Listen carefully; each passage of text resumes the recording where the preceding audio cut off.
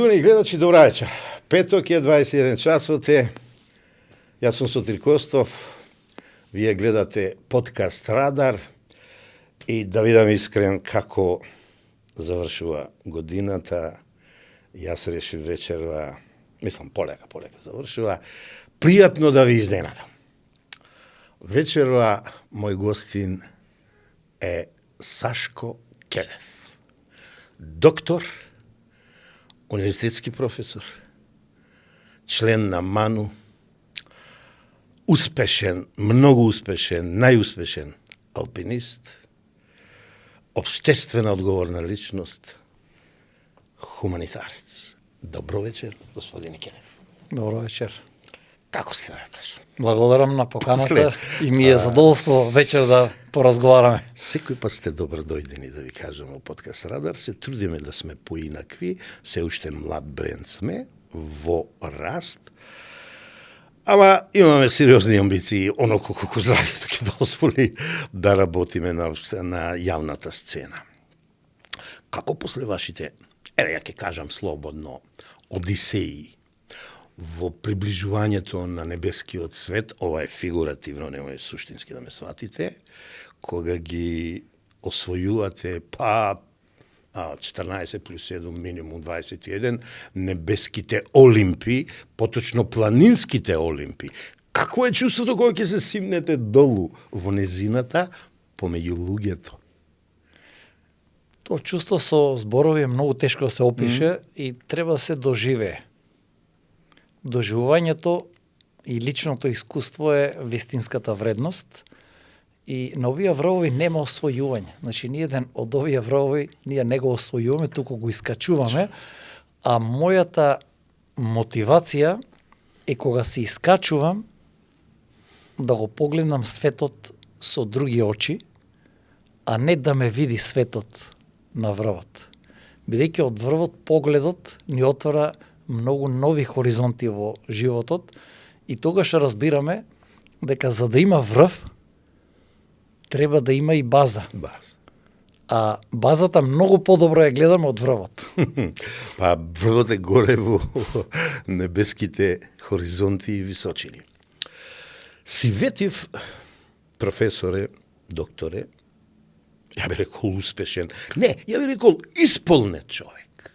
Исполнет човек кој си ги реализира целите, желбите во една исправна насока, би рекол и лична сатисфакција, ама и обштествена корисна. Цела Македонија ја представувате на светот во позитивно светло.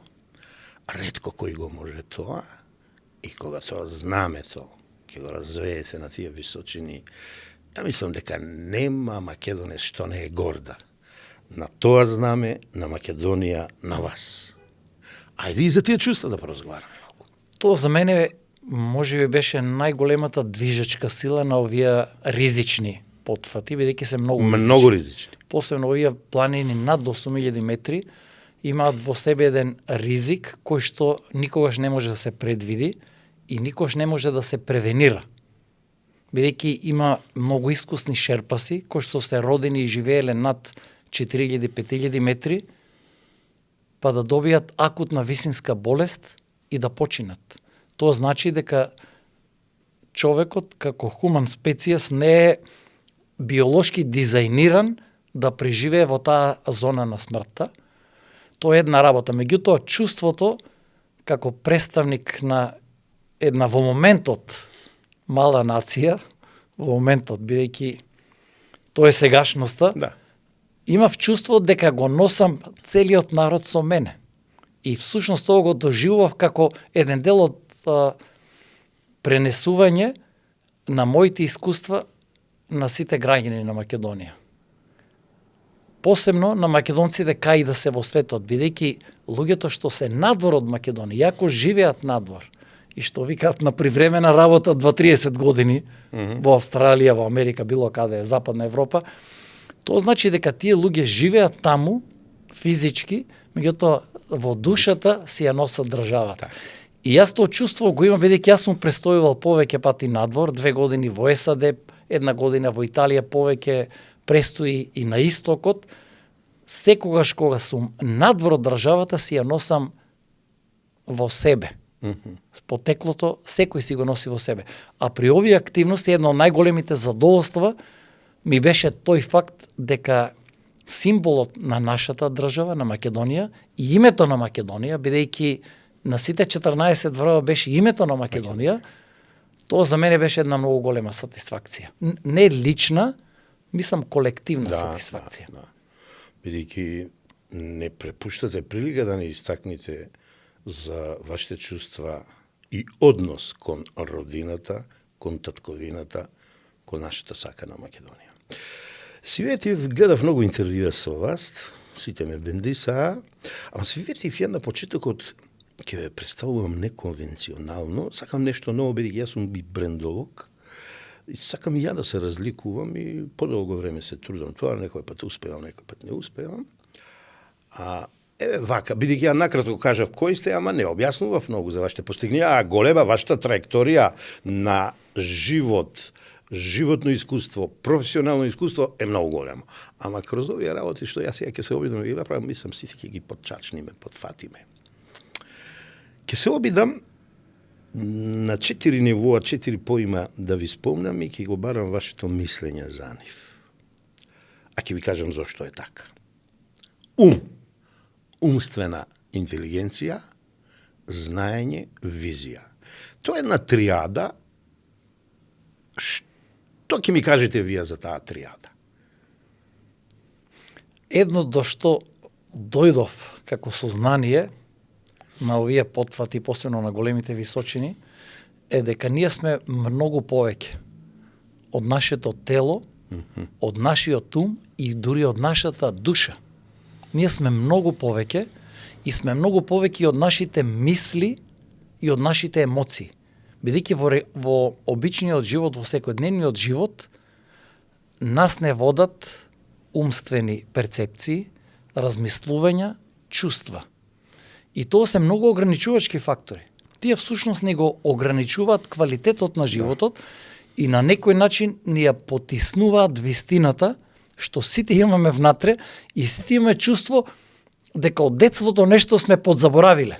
Значи се чувствуваме нешто сме подзаборавили, ми се случило на некои разговори, некој ми вика, тоа ми фалеше. Значи тоа ми фалеше некако како иницијален момент човек да се навлезе во себе на нешто што заборавил. Значи ние внатре во себе сме многу повеќе од сето ова вие што го кажавте. И тие работи е многу важно според мене да ги доживуваме во улога на сведок. Ако се поставиме во улога на сведок на самиот себе, некаде на некој ритче и се гледаме, и тогаш многу подобро ќе сватиме што се случува. Ќе сватиме дека многу размислувања, многу емоции ни го ограничуваат квалитетот на животот. И дека ние внатре во себе имаме се што ни треба, а всушност си го ограничуваме квалитетот на животот. И да резимирам во сето, сите овие работи што ги спомнавте, е многу важно да ги гледаме од надвор и да се насмееме на себе си. И да сватиме дека во себе ја имаме суштината. Секој. Значи, не постои човек што го нема тоа. Меѓутоа, сите помалку или повеќе спиеме. Свесни, спиеме. Или не. Помалку или повеќе спиеме. И тоа е чувството на така наречена супер свесност. Јас тоа го доживеав на големите планини. Значи, има момент кога, например, на Еверест, кога бев 2009 на 19 мај во 8 часот, со едната нога во Тибет, со другата во Непал, на врвот на светот, и тоаш мислев, тоа е тоа. И шерпасот ми вика, треба брзо да се враќаме. Јас си викам, кај ќе се враќаме? Значи, тоа е таа супер свесност, кога сваќаме дека сме многу повеќе од се тоа што го зборевме. Втор чекор. Тело, физичка интелигенција, дисциплина. Ве молам ваш коментар. Пак триада. Во исти контекст ќе се надоврзам, а после Еверест 2009 јас имав повеќе професионални активности, обврски на работа и тогаш нема време за подолги експедиции. Во наредните 12 години никош не отсуствував подолго, да кажеме, недела дена. И после ковидот ми се отвори перспектива да го проверам токму биолошки. Да. Моето тело. Дали 12 години после искачувањето на Еверест, биолошки моето тело може да ме однесе во зоната на смртта на некој од овие врвови, и тогаш го избрав Манаслу, како света планина во Непал, се рачуна за нејзе со посебно задоволство голем- зборувате Да. во вашите презентации. Да, и тоа беше првото соочување со големите височини после Еверест, значи 12 години, и тука го проверив телото. За среќа, телото издржа, бидејќи во тој период јас си одржував кондицијата со регуларна физичка активност, и тоа ми беше на некој начин доказ дека ќе можам да продолжам. Меѓутоа, во тој момент воопшто не сметав дека ќе одам на сите 14 планини. Добро, ви се отварале пошироки хоризонти во вашата визија. И тоа е добро, што е степ бај степ, чекор по чекор. Никој пат не знаете каде ќе завршите, и прашање дали има завршеток. Трет чекор, срце, емоционална интелигенција, самодоверба и страст. Ве молам краток коментар, или не мора да е краток. Како кардиолог имам посебен респект во однос на биолошкиот орган срце. Меѓутоа, од духовен аспект, во срцето е суштината. Во нашето срце се наоѓа вистината. И ние сите сме во потрага по вистината. Додека живееме, ние го живееме животот, ама нонстоп трагаме по вистината, па и вечерва, нашиот разговор, Да. ние на некој начин сакаме да пристапиме кон вистината, да си расчистиме некои дилеми, и цел живот ние трагаме вистината, и доаѓа момент кога ја сваќаме вистината, не можеме со зборови да ја опишеме, бидејќи вистината е како вирус. Може да се закачи Да. и ја имаме. Не мора да брзаме кон осознавањето на вистината. Значи, ќе ја закачиме вистината, тоа е првиот принцип во животот, и тогаш сваќаме дека не можеме да го избегнеме страдањето, болката и мизеријата во животот. Тоа е патот кон вистината. Што треба да го изодиме. Да. Убаво кажано. Четврт чекор и последен, духовна интелигенција, свест и совест. На оваа област со големо задоволство зборувате. Коментар вечерва. Духовноста е многу индивидуална работа, или спиритуалност, ако сакаме да ја кажеме. И тоа е многу индивидуална работа, и секој човек треба да го најде патот до сопствената духовност. Ние сите се раѓаме со празни раце, без ништо.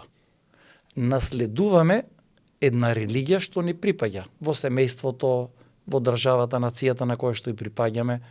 Значи, наследуваме на религија и си ја помалку или повеќе практикуваме таа религија и живееме со таа религија, растеме, се развиваме. Мојот личен став е дека треба секој да си ја почитува својата религија. Јас лично не поддржувам промени на религија. Значи, реално, и тоа е еден аспект што треба отворено да го продискутираме. Во цел свет, не зборам за кај нас. Кај нас најмалку е тоа присутно. Меѓутоа, во светски размери има еден тренд, понекогаш луѓе менуваат религија од било кој. Особено на западот. Да, особено од било кој причини. Так. Тоа е еден, според мене, можеби знак на една духовна несигурност, ранливост и вулнерабилност. Мојот личен став е дека секој треба да си ја практикува својата религија, меѓутоа, според мене, не постои повредна или помалку вредна религија, или повредна духовност, спиритуалност од помалку вредна. Сметам дека секоја религија на крај во суштина ја има истата порака во однос на духовност. За жал, ние сме сведоци на многу извитоперување на религии кои што учат и пропагираат нешто што не е во нивната оригиналност. Јас сум дефинитивно против тоа. Меѓутоа, не би можел да кажам дека една религија е подобра од друга религија. Секоја религија во својата суштина има многу висока спиритуална димензија. И многу е важно да се почитуваат различностите. Тоа е идеал кој треба да целиме. Сите во тоа сметам дека е исклучителна важна работа. Ако немаме почит на различностите, тогаш ние самите себе не се почитуваме. Меѓутоа ќе нагласам, секој треба да си го најде својот индивидуален пат и според мене основната религија што се имаме за мене е едно многу важен дел што не навраќа и во детството.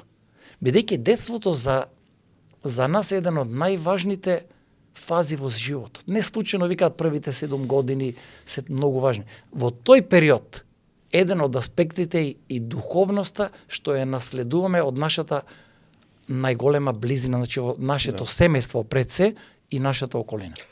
Ова за детството многу ми се блиски овие размислувања. Се почесто в последно време прашуваат, добро, сутире, 4-та година си во пензија, до кога ќе работиш, до кога ќе си активен? Се додека е детето присутно во мене, јас ќе сум активен.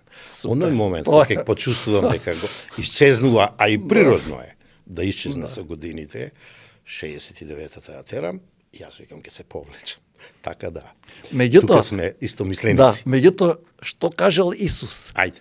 Дека во моето царство има место само за тие кои што повторно ќе станат деца. Не е случајно. Тоа второ детство не е случајно, што го кажува уште Исус. Не случајно и од тој аспект е многу важно да го имаме тоа во предвид. Бидејќи понекогаш ние малку ги перципираме децата на малку површен начин. Меѓутоа суштината кај децата е тоа што тие наоѓаат радост, задоволство, уживање во се и во нешто што на нас не изгледа многу приземно, можеби површно, меѓутоа суштината е во несигнификантните работи во животот. Мене за планините многу често ми викале колеги кои што многу ги почитувам, зошто одиш, зошто ризикуваш, па што ќе добиеш? Суштината, јас не одам за да добијам нешто. Еден од аспектите е повторно се враќам во детството, бидејќи наоѓам убавина во незначајни работи. Бидејќи ако гледаме од вака формален аспект, качување, симнување, не може да се најде некоја логика, ама значајноста е во нелогичните работи. Професоре, ова е нормално и логично, бидејќи нашето детство е сочинато од мајчиното млеко, од првите звуци на мајката и таткото, дедото и бабата, од првите зборови, од првите грешки, од првите расправи и тогаш се почнува да се формира личноста.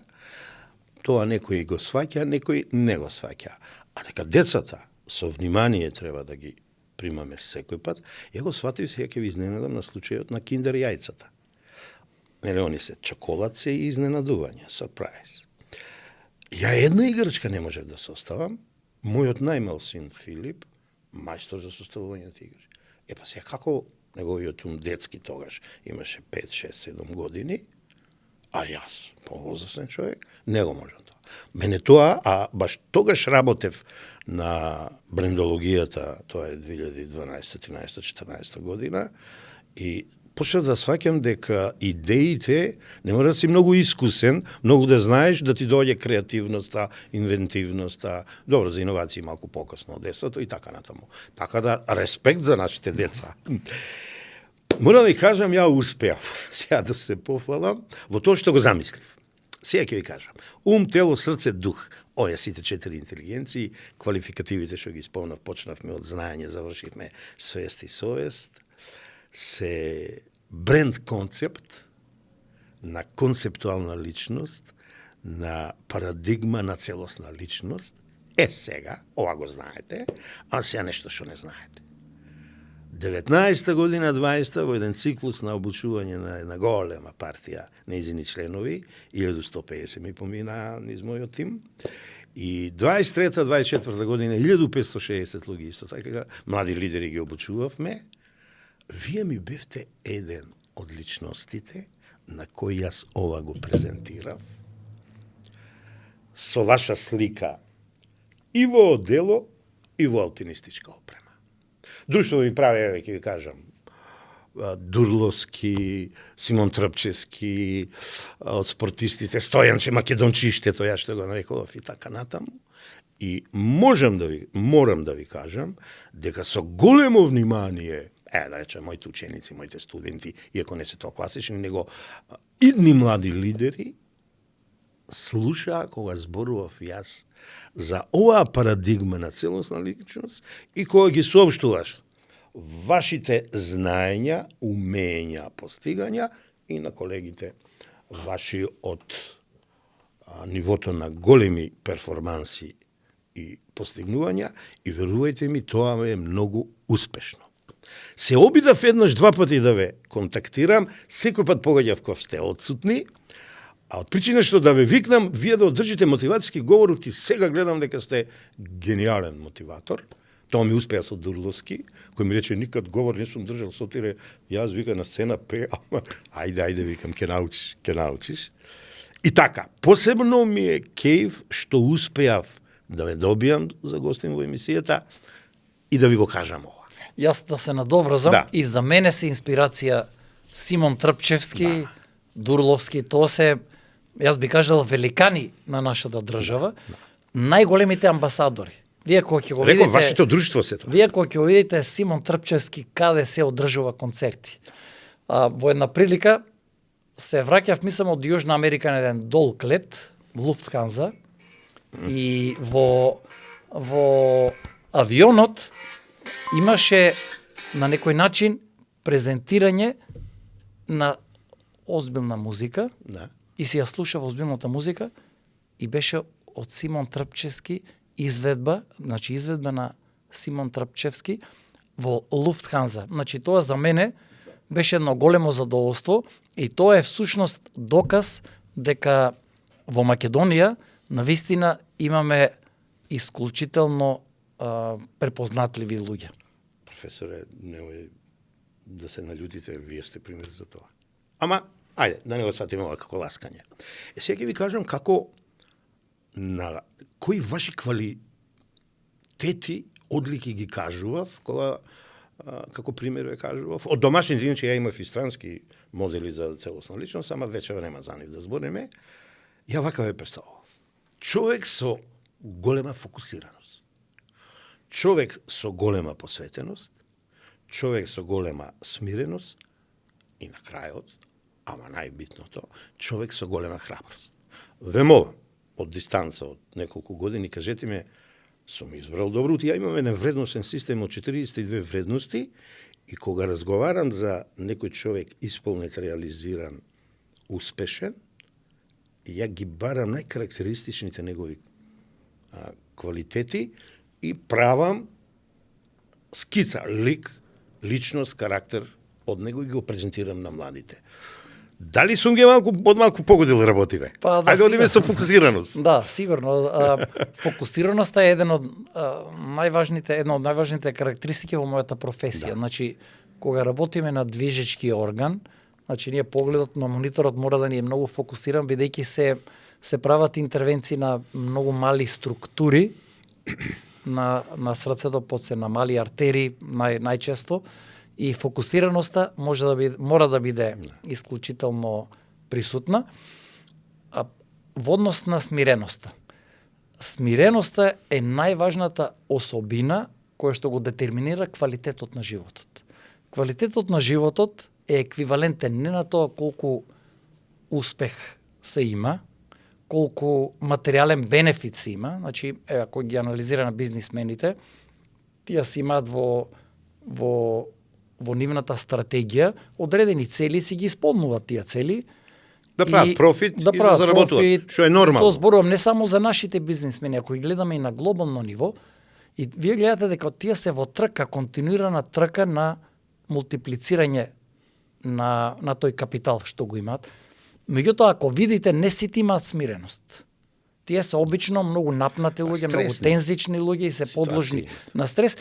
И всушност тие доваѓаат во фаза во животот кога ќе видат дека имат многу голем материјален бенефит за себе, направено на вистина успех со тој капитал што го створиле, меѓутоа од друга страна нема смиреност. А квалитетот на животот е еквивалентен со степенот на смиреност. Да. Добро, ајде тука да спомнеме посветеноста. Еве вака, сега ќе одиме во вашата прва професија, што би се рекло. Вокација. Пред 30 и кусур години введовте новите во македонското здравство, интервентна кардиохирургија. Вие се уште работите на тоа. Вие се уште го развивате тој систем. Вие имате научен опус, чинама од 230 научни признати оние фактор, како беше, со импакт фактор. Вие сте цитиран некаде без малку 14.000 цитати за вас има вашата научна дејност. На гледачите малку таа посветеност, како ја достигнувате, професоре? Како успевате? Да, пред повеќе од 30 години јас бев дел од еден мал тим на кардиологија што ја развивавме интервентна кардиологија. Тоа е една гранка во кардиологијата, посебно од значи надвор од кардиохирургија. Во тоа време во државата немавме кардиохирургија. Светските стандарди тогаш беа дека мора да се има бекап на кардиохирургија за да се развива интервентна кардиологија и ние на некој начин го предизвикавме тоа. Тогашниот директор на кардиологија професор Лазар Стабиновски, тој е покоен, тој не беше интервентен кардиолог, меѓутоа беше визионер и ни даде поддршка да ја развиваме таа дејност. Имавме според мене една од клучните поддршки ни беше од еден многу добар инвазивен кардиолог Волфганг Райзер од Германија, од Нинберг, кој што дојде во Скопје и всушност ни послужи како една стручна поддршка и подкрепа да го одиме во овој правец и ние една помала група на доктори од Скопје, на клиниката во Скопје за кардиологија, полека ја развивавме дејност. И ева тоа многу често, посебно сега го кажувам кога славиме 30 годишница од воведувањето, во Америка имав презентации на првите 460 случаи на акутен срцев удар третирани со интервентна кардиологија со проширување на крвните садови со или без стентирање, значи интервенции. И тогаш тоа некако беше малку и шокантно. Значи без во државата да имаме кардиохирургија. И тоа беше на граница на легалитет, дали е тоа во ред, дали е законски, не е законски. Меѓутоа во Америка направи една голема студија после тоа и докажа во Америка дека нема потреба да се има кардиохирургија за да се развива ова гранка што спасува животи. Значи пионери сте? Да, пионери. И јас бев дел од тој тим и ми е големо задоволство што успеавме да станеме препознатливи. Тогаш во регионот не се третира инфаркти со интервентна кардиологија никаде. Значи ние бевме првите, дури ни во Словенија и во Хрватска не се третира. Има они и во Србија интервентна кардиологија, меѓутоа при акутен инфаркт се даваа лекови. И ние бевме првите и во регионот и пошироко што ја почнавме ова стратегија и се докажа дека тоа е победничка стратегија во интерес на пациентите. Јас сум многу задоволен што таа жар и пасија се пренесе на младите доктори. Во моментот имаме перфектен тим. Како никаде во регионот имаме одличен тим на млади интервентни доктори, што сите се на Универзитетската клиника за кардиологија, никој не оди во приватно и сите се веќе меѓународно препознатливи, тие се автори или коавтори на голем дел од овие трудови, исто и тие стануваат цитирани и веќе стануваат поканети предавачи на меѓународни настани. За мене тоа е најголемиот успех во кариерата. Да.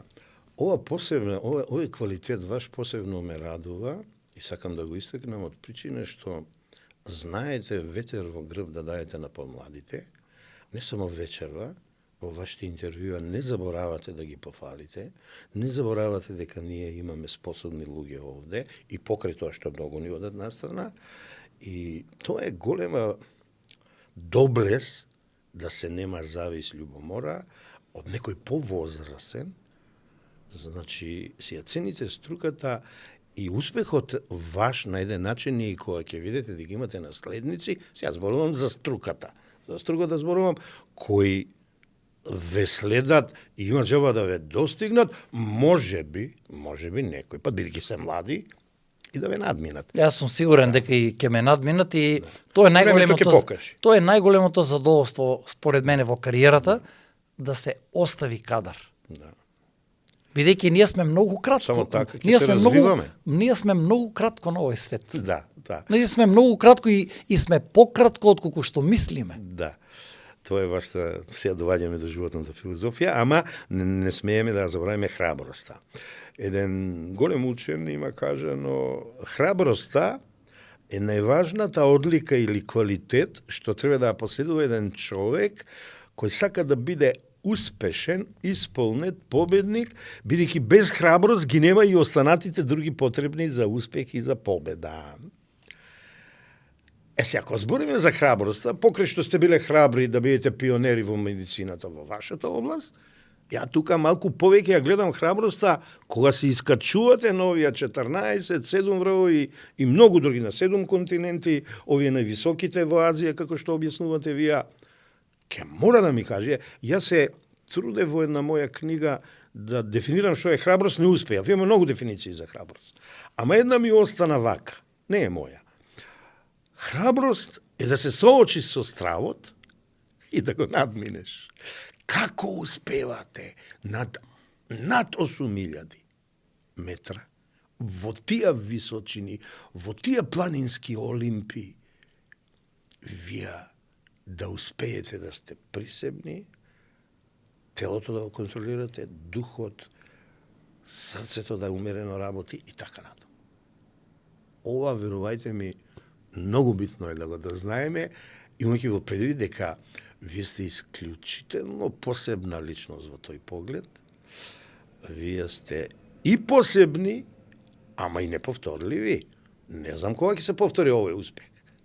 Не сум сигурен кога. Еве, ја вака ќе ви кажам, ја ве споредувам со, ќе се изненадите, со Новак Џоковиќ. 24 слемови, другите да не ги кажувам постигнување, за мене најдобар од сите. Ама знаете како? Он има земјена подлога, он има трава, он има тврда подлога. И он само ги повторува, он е упарно, он е дете Балканче, Србија, бомбардирано дете од НАТО и така натаму, истрајно сработа, пркосинат и така натаму. Ова вашево не е повторување, се е различно кај вас. 14 различни врва, 7 на 7 континенти различни врва и башка треба да се охрабрите, а вие веќе, сега ќе внимавам, не сте во цветот на младоста, сте во многу сериозни, може би најубавите години, некаде над 60 години. Јас немам таква храброст, да видам искрен. Добро, мене и конституцијата ми е таква. А сум бил планинар во младоста во Соговијата. Ја немам храброст тоа да го направам. Објаснете ми, каде клика кај вас? Како успевате? Најпрво да се надорзам на Новак Џоковиќ. За мене Новак Џоковиќ е најуспешниот атлета, не само тенисер. Браво. Во историјата. Новак да имаше друго потекло, во светски размери, неговата димензија ќе беше во јавност поголема. Меѓутоа, тие што знаат. Зна. И според мене, тоа би сакал да го споделам, дека е најуспешниот атлета во било кој спорт до сега. Во иднина ќе видиме секојаш се случува. Многу слични карактеристики имате, да знаете. Огромен респект имам према ум и све. Огромен респект према Новак Џоковиќ и на некој начин ние го сите во регионот го доживуваме како свој. Го доживуваме како свој, бидејќи ја гледаме неправдата што се случува во однос на него. Да не спомнуваме што се случи во Австралија. Значи, тоа е нешто неприфатливо и тука западниот свет има греф направено. Според мене. Меѓутоа, проба да се коригират. И го надмина. Што е најважно, го надмина. Бидејќи, сега да се навратија Моника Селеш, сеќавате ја упропастија кариерата, меѓутоа Новак се врати. И тоа е уште една поголема димензија. Во однос на вашето прашање и коментар од почетокот, стравовите се најограничувачкиот фактор кај човекот. Сите имаме стравови. Нема човек што нема стравови и тука е доминантен стравот од смрт. И тој страв сите си го потиснуваме, меѓутоа тој не ограничува да пораснеме во животот. Единствен начин да се порасне во животот е да се прифати ризик и на некој начин да се живее во опасни ситуации. Да се прифаќа ризик, а степенот на ризик треба секој да си го одреди. Многу е несоодветно ние да одредуваме ризик прифатлив. Секој човек треба да си одреди. Ќе ви упаднам. Има ли успех без ризик? Нема успех без ризик. Нема успех. Так. И од тој аспект ние имаме два начини на кои што можеме да го живееме животот. Животот може да си го живееме млако. Значи млако да си го живееме. И голем број така го живеат. Ајде уште на по едно кафе, ај па на ручек, ваму на вечера таму, викенд ваму, викенд таму. Значи тоа е едно млако живуркање, тоа е еден начин. И вториот начин е да се живее животот низ оган, да се прифаќа ризик, да се скокнува во непознатото и тоа може да ни овозможи раст. На тој начин ние имаме можност за кристализација. Кристализација настанува кога прифаќаме ризик, влегуваме во оган, во наводници во животот и ја кристализираме личноста и собствениот дух. И тоа ни овозможува да растеме. Да. А патот до сето тоа е храброст. Без храброст не може да скокнеме во непознатото и да ги добиеме овие квалитети. Знаете да кажете, никогаш не се откажува. Тоа е можеби и клучот. Да. Во една моја книга во бренд концепти, што вечера ќе ви ја поклонам, јас пишувам: да, секој може. Обидувај се, обидувај се, обидувај се. Ако не успееш од прв пат, ќе успееш од четврт пат.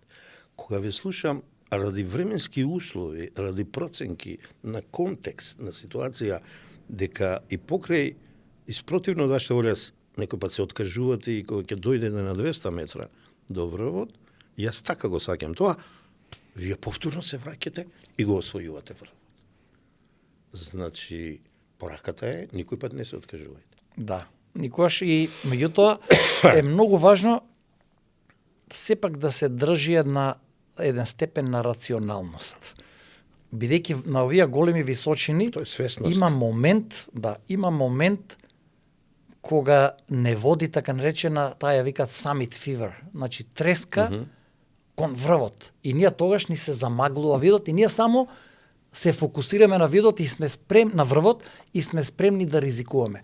Тоа најеклатантно вака го доживеав на Шишапагма 2023 година. Тоа е врвот 14-тиот од овие по височина, 8029 метри.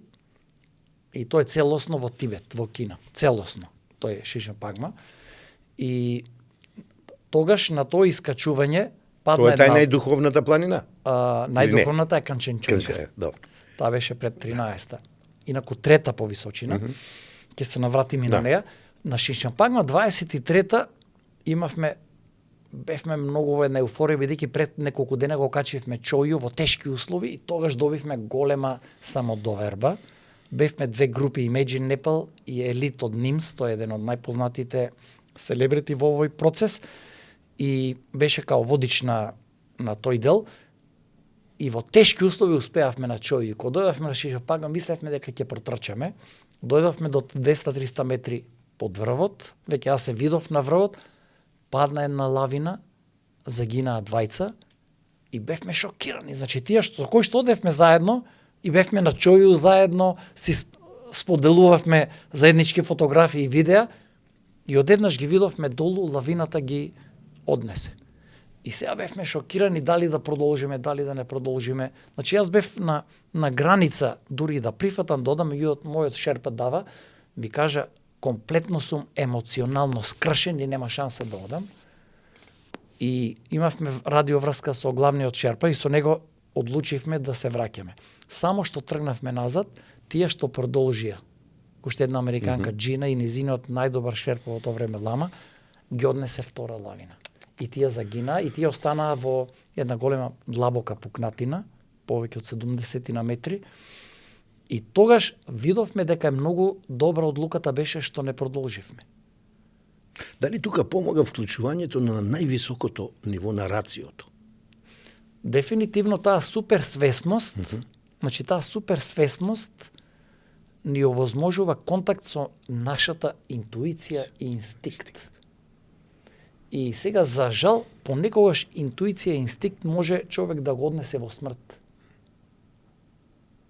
И тоа се тие работи кои што не секогаш можеме да ги дефинираме, бидејќи во животот ние одиме од познатото кон непознатото, меѓутоа наредниот чекор е од непознатото кон тоа што никогаш не може да се спознае. И во таа димензија спаѓаат овие одлуки. Така да, лично сметам дека тој инстинкт понекогаш треба да го контролираме во улога на сведок. И понекогаш ни треба порационални одлуки, меѓутоа првиот принцип да го следиме срцето, да го следиме инстинктот и интуицијата се основни. Да. Еден од ретките луѓе, не само во Македонија и поширок, сте што можете да речете, јас го живеам мојот сон. Ништо не е невозможно. После се што постигнете во овие 3-4 области. Овој подсетаме слоган на една фирма која го поддржуваше на почетокот на кариерата Новак Џоковиќ, Адидас. И кој е вашиот коментар на ова? Ништо не е невозможно, а особено ме интересира, јас го живеам мојот сон. Јас исто верувам во тоа дека ништо не е невозможно и секој човек има огромен потенцијал во себе и огромен пул на скриена енергија што понекогаш успеваме да ја мобилизираме. Сите. На свој начин. Значи, таа скриена енергија. Од друга страна, многу е важно, тоа го имам доживеано и го живеам тоа, дека животот е илузија. Животот е илузија. И животот е на некој начин сон. Понекогаш се фаќам во размислување како сонувам во мојот сон. Тоа е интересен феномен. Значи, тоа е... Има филм за тој феномен. Тоа е тоа што лично сум го осетил и тоа е еден од аспектите кои што треба да ни помогне да се ослободуваме од стравовите. Бидејќи се е илузија и се е многу кратко. А ние си живееме во филмот на просторот и времето, што исто така е илузија. Двете од 4 димензии. Да. Интересно и вреди да се дискутира на тоа. Полека од одговорот ме водите кон повисокото ниво. Вие дефинитивно сте човек со свој личен, специфичен стил на живот. И сами сте го искажале тоа. Ова што го рековте претходно, ја само ќе дам вака коментар. Ние брендолозите велиме living the brand.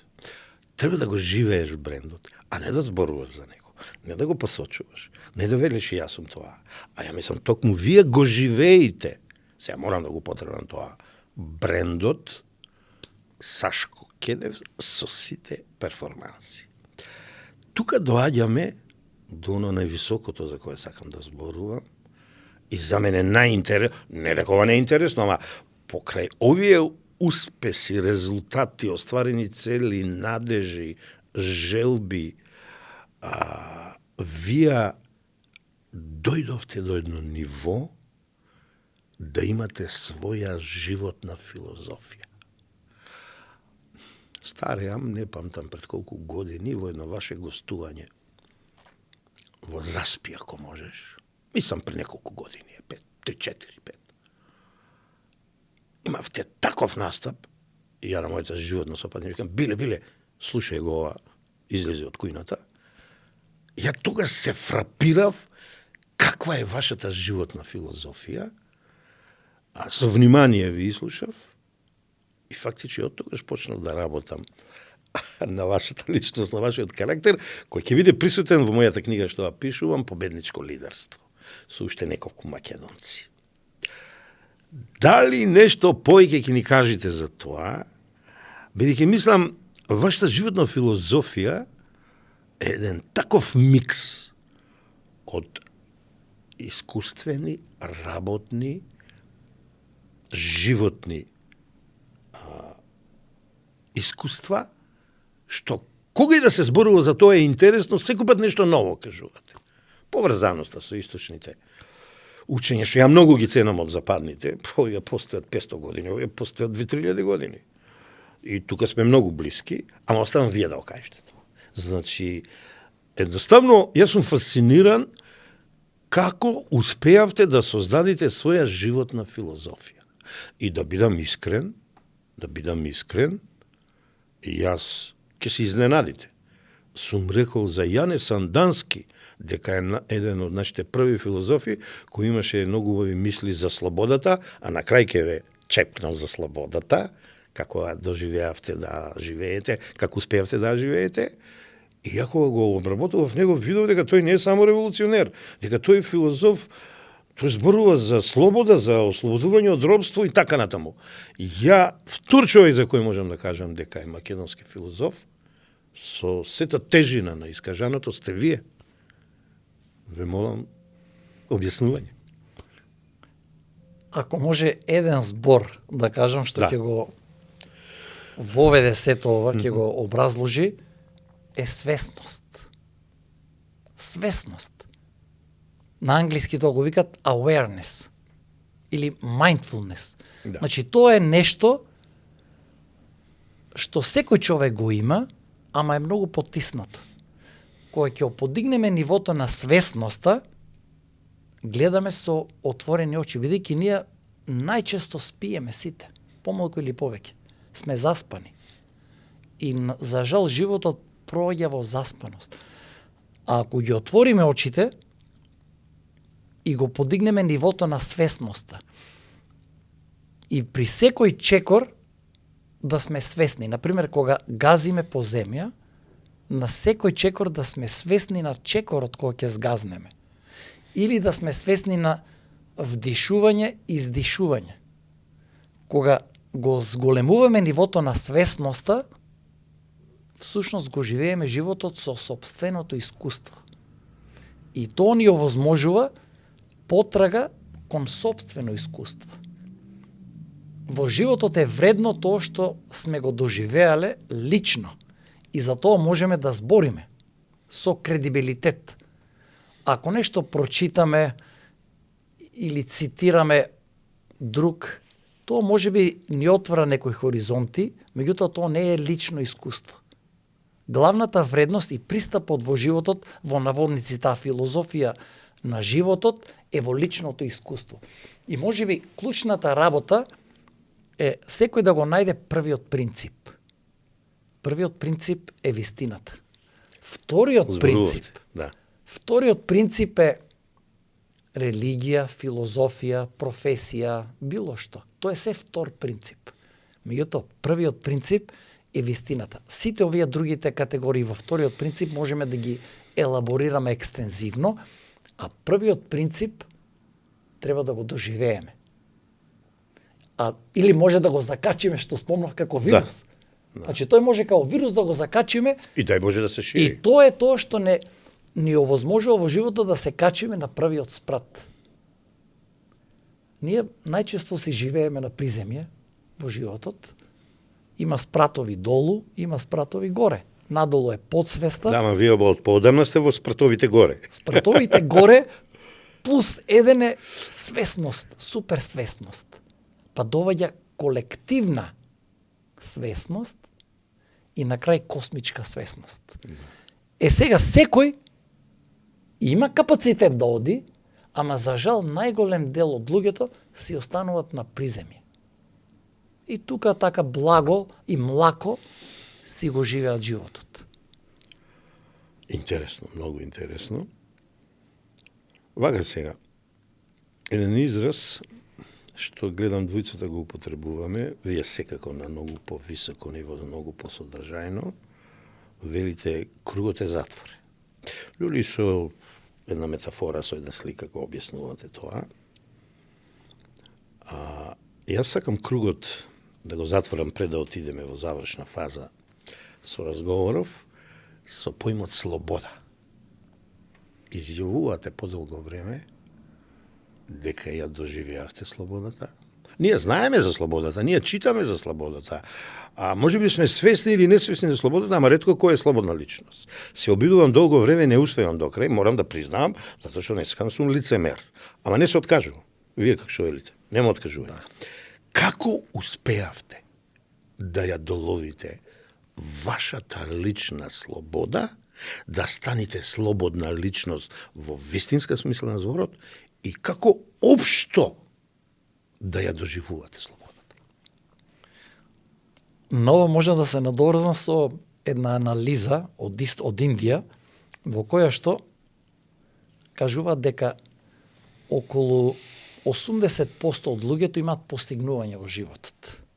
Значи секој, еве и ние сите што сме тука, си имаме повеќе или помалку постигнување во живот. Значи тоа се 80% од луѓето го имаат.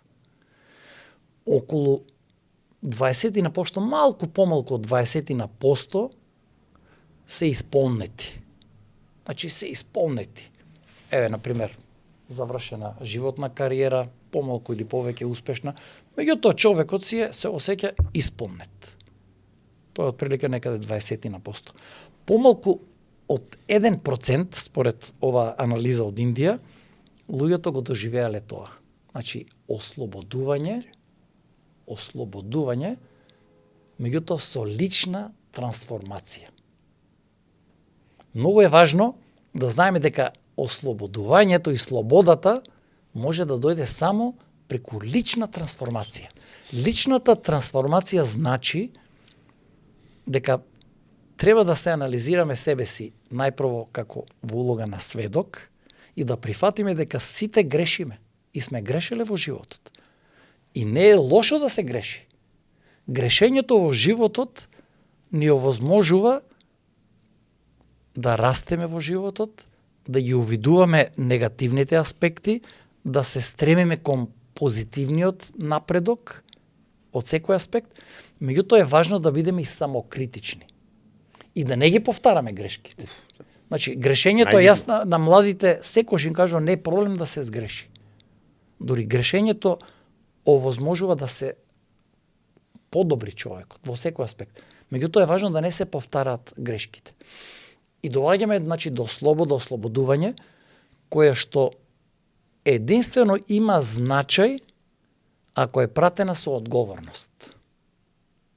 Не може да има ослободување и слобода без одговорност. Тоа во секој аспект во животот треба да се има во предвид. Ние сме сведоци на многу активности кои што во наводници бараат слобода, слободен живот се, а нема одговорност. Тоа значи дека паралелно со слободата треба да има одговорност или со други зборови, пак ќе се навратам на Исус, секој човек треба крстот сам да си го износи во животот. Тоа е најбитно. Значи може слобода, ние ќе имаме слобода. Така се гради карактер и се станува личност. Без изнесување на крстот во животот нема слобода. Значи одговорноста е кај нас. Дали во тоа ќе ни помогне ако некако успееме да добиеме или да дадеме енергија, ако успееме да предизвикаме вибрации, потребувам ваши изрази, и да создадеме една синергија, како за нас, така за семејството, така за обкружувањето, така за државата, така за општеството. Дали без тоа е можен успех или исполнетост? Во природата и во животот се енергија и вибрација. Дури и чашава со вода, значи представува вибрација и енергија во материјалното нешто што го имаме пред нас. Се субјект на вибрации, кондензирани и енергија. И ние всушност зрачиме вибрации и примаме и вибрации и енергија. Тоа на некој начин ни овозможува и испразнување, меѓутоа и примање. Во космосот треба тој макрокосмос што го гледаме и што многу малку го разбираме, да сватиме дека секој од нас е микрокосмос во тој голем макрокосмос, преку кој ние комуницираме и ги шириме тие вибрации и енергии во сите правци. И од тој аспект е многу важно, не случајно викаат дека треба да се избегнуваат токсични луѓе. Значи, за жал, има токсични луѓе кои што зрачат со негативни вибрации и енергии, и тоа треба треба да се избегнува. Има една книга, тие ги викат емоционални вампири. Во негативна смисла. Да, значи суштината е дека со нашите енергии и вибрации, бидејќи ние сме само извор и на енергии и на вибрации кои што зрачиме и примаме. Значи сме микрокосмос, бидејќи во себе секој од нас ги содржи 5 елементи. Вода, воздух, оган. Значи сите 5 основни елементи ги содржиме. Например, земја. Ние имаме железо во крвта. Хемоглобинот е железо, метал. Значи, може да замислите метал. Од кај е тој метал? Тоа го викаат физичарите со, ако може симплифицирано се каже, дека ние сме звездени прашинки. Секој од нас, а едно од образложенијата дека имаме железо во нас. И тоа е доказ дека сме дел од овој макрокосмос. За жал, нашите сетива се многу рудиментирани. Со нашите сетива, со очи, уши, вкус, мирис, ние мислиме дека се знаеме и гледаме, а всушност не можеме да ја сватиме илузијата околу нас. Да. Пак ќе речем интересно, поучно. Година, ја спомнавте одговорност. Алка која недостасува кај нас.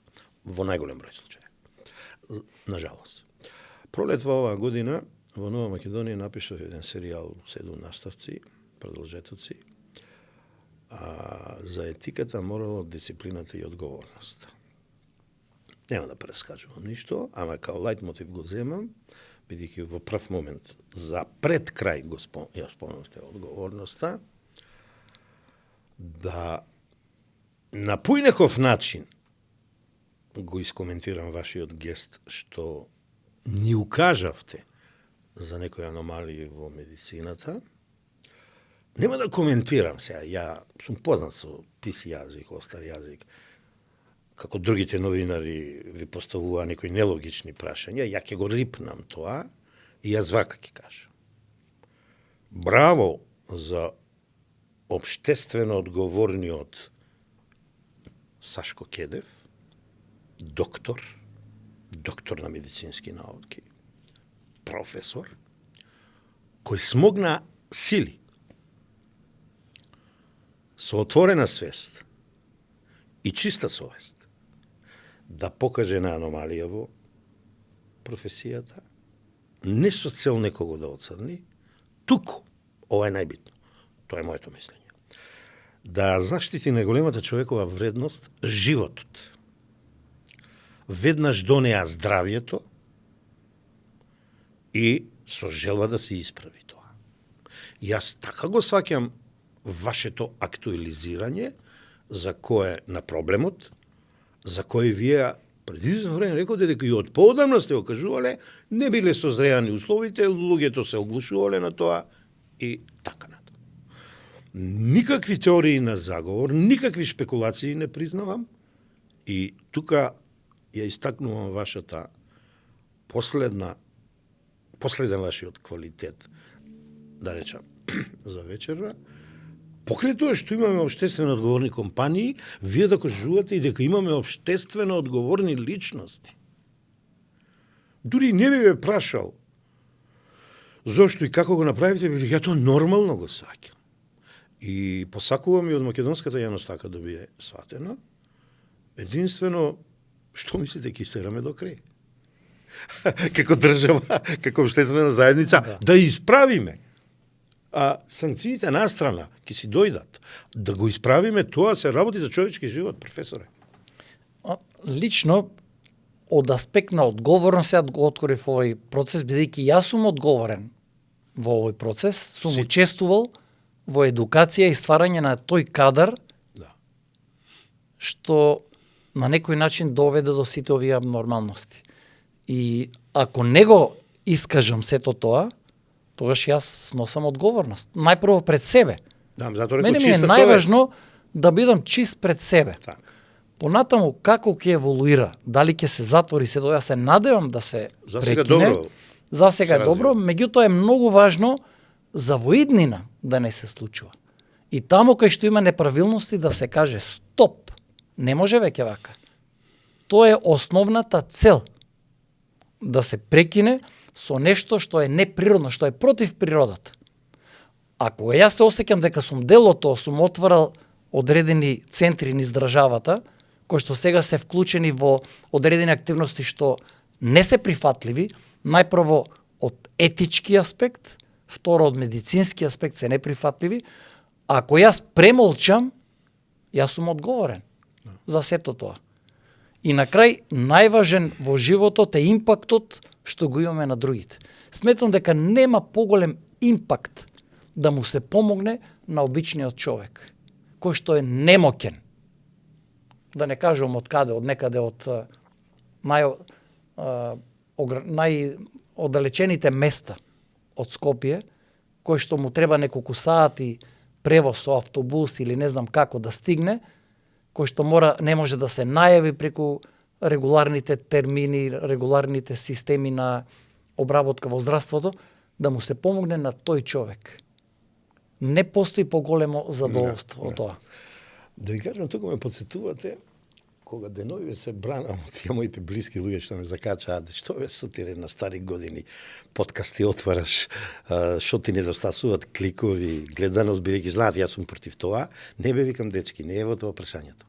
Сакам влијание, едукативно, и јас затоа подкастот го велам покрај информативен и едукативен. Значи, мене ми е повеќе интересно влијанието на 300, 500, 5000, 10.000, не е битно колку луѓе, ама еден на друг шеруваат од воздухопловството време, код шер. И влијанието позитивно, поучно, ми е многу битно. Гледам дека вие тоа со голема храброст го направите и јас само можам да ви честитам, да ви кажам, да ви одадам едно признание, бидејќи за тоа треба храброст. Вие сте свесни што ќе предизвика, ама подобро се спречи да се тргне со една позитивна пракса, да се излечи тоа, бидејќи може да бидат катастрофални последиците. За не крај, него за пред самиот крај, сите почнуваа со вас со одликувањето што го добивте, мислам во интервјуата, со орденот 8 септември, ја го оставив за крај. Некако неважно. Ама ви кажам зошто. На јавна сцена сум точно 51 година во два система.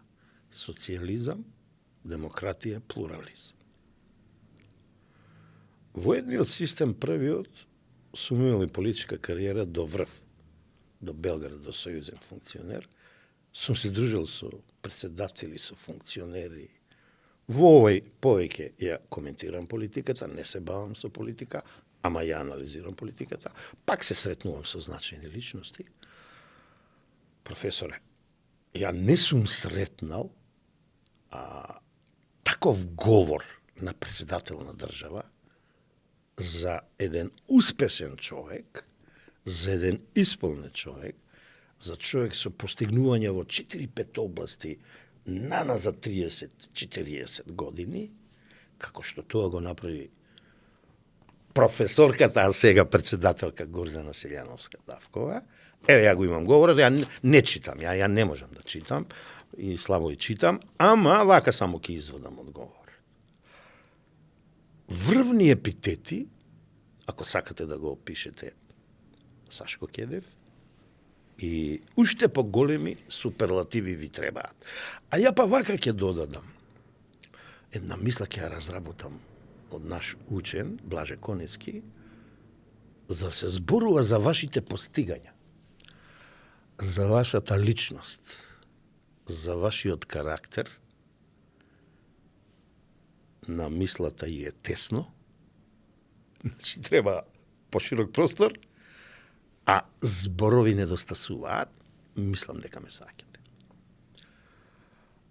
Тоа беше еден гест на пазете, политичарите се суетни, его имат она, такви да кажат зборови за личност е реткост. Не дека не било да се каже, ама на такво ниво, пред таков аудиториум, ја мислам е реткост. Како што ве прашав, како се чувствувавте како пионер во интервентна кардиохирургија? Како се чувствувате како најуспешен планинар Македонија, регионот, Европа и светот, меѓу неуспешните во светот? да речеме, малобројните, како се чувствувате како човек која збогати научната мисла со толку и толку трудови, со толку и толку цитирања во академската јавност, во МАНУ, сте активни и така натаму. Како се чувствувате кога видовте дека вашите залагања, вашите дела, вашите постигања, вашите успеси не биле залудни, некој ги согледал, ги вреднувал на соодветен начин. Еве како да кажем, ги квалификува и наградува, за да е поучен пример за тие што доаѓат по нас, за младите генерации. Тој орден дојде неочекувано. Јас имав закажано презентација во Филхармонија, воопшто не предвидував дека ќе се случи таква инаугурација и додела на орденот. И морам да признам дека беше многу позитивно изненадување за мене. И мене многу ми значи што овој говор што го држа председателката е токму од неа. Бидејќи нашата председателка, господја Гордана Сињановска-Давкова, според мене е нашиот најкомпетентен председател. Тука него сметам првиот председател кој што дојде од еден стар систем, во друго време и друг профил на политичар. И друга матрица беше. Друга, значи, со исклучок на првиот председател, тоа го искажа, според мене, најкомпетентниот наш председател до сега, според мене. Да.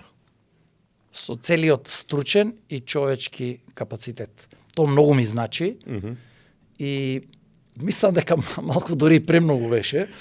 Па не, тоа, не би се согласил за ова со вас. И ако ги анализирам тие делови од говорот, ја првиот дел во однос на кариерата го споделувам со колегите заедно што ја направивме интервентна кардиологија, тоа се неколку од колегите на кардиологија.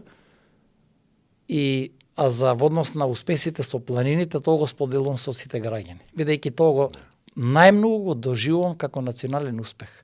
Искачувањето на 14 врва над 8000 и 7 врвови на секој континент највисоки, за мене е национален успех, а јас сум медиумот кој што го овозможил тоа. Така го доживувам и овој орден го споделувам со сите останати. Професор Кедев, покрај храброста и сами ме воведовте во последната моја завршна поента, ама не и ваша, вие имате една друг квалитет кој тука некаде равене на храброста, со тоа што кај нас некој пат е погрешно сватен.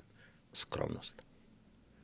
Значи, да си лично со такви постигања, да си таков карактер, со истреност, упорност, никогаш не се откажуваме она, а така скромно да се однесувате и еве, споделувате со тимови, со луѓе, со држава и така натаму, ја немам друг збор. Тоа е скромност во позитивна смисла на зборот. Дури за овој не мора да се вие искажувате, бидејќи е констатација и признание на еден искусен човек од 69 години, кој 50 години, 51 година од полнолетството на се бавам со јавна работа и знам кога што како да проценам, да ви кажам. За крај практикуваме секој пат да дадеме завршни пораки, тоест гостинот да даде, а мислам по соодветна личност од вас па во моментот и нема. Нас не гледа различна публика, млади, стари, возрастни и така натаму, а ја мислам вие имате поуки за сите генерации. Без јас да се воопшто мешам, ве молам, дадете едно ваше завршно кажување во вид на порака од вашето богато животно, професионално, работно, алпинистичко, научно, докторско, здравствено искуство. Може би за крај само би ги стимулирал гледачите, слушателите на нешто што сите го знаеме. Само би ги стимулирал почесто да се навраќаат на тие сознанија, на фактот дека на овој свет доаѓаме со празни раце и си одиме со празни раце. Фокусот во животот да биде ставен на есенцијалните работи во животот, а на неесенцијалните работи, не на неесенцијалните работи, бидејќи незначајни работи се материјалните работи.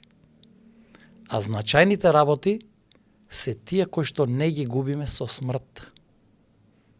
Бидејќи во тој символ на вечниот круг имаме само раѓање, живот, смрт и повторно раѓање, и само секој да биде свесен на тоа дека нема смрт, има само континуитет. И да го живееме животот така како што ние сакаме. Браво! Морам да ви кажам дека мене ми ја разубавивте вечерта, а тврдам дека и на нашите гледачи. Ние сме единствен подкаст кој на нашите гости им дава книги. Денеска од нашиот спонзор немам, бидејќи ги заборавив дома, а тоа е од Раде Силјан и од неговата фирма книги даваме на гостите, ама затоа ја се снајдов и донесов Вселена на брендови, толковник Branding, Advertising и Public Relation и основната книга за брендингот од 4 мои бренд концепти. Ви ги подпишав и јас со големо задоволство ви ги поклонувам. Се надевам од вашата зафатеност, баре малку ќе најдете простор да нешто подпрочитате, иако на таа област вие многу добро знаете, ама да видите, ќе се најдите таму во опишувањето како се создава бренд, како се одржува бренд и оно што го реков, како се живее бренд. Тоа е филозофијата на брендингот, а тоа е создавање на вредност, на повисока вредност. Ми беше задоволство, ви благодарам, се надевам во блиска иднина, кога ќе дозволи вашата ангажираност или слободно време, пак ќе се сретнеме, ќе зборуваме за нови постигања, за нови победи. Благодарам. Да ве поздравам. Благодарам. Поштовани гледачи, ова беше подкаст Радар, ова беше нашиот голем македонец, доктор професор Сашко Кедев. Се гледаме во следната емисија. Моите поздрави.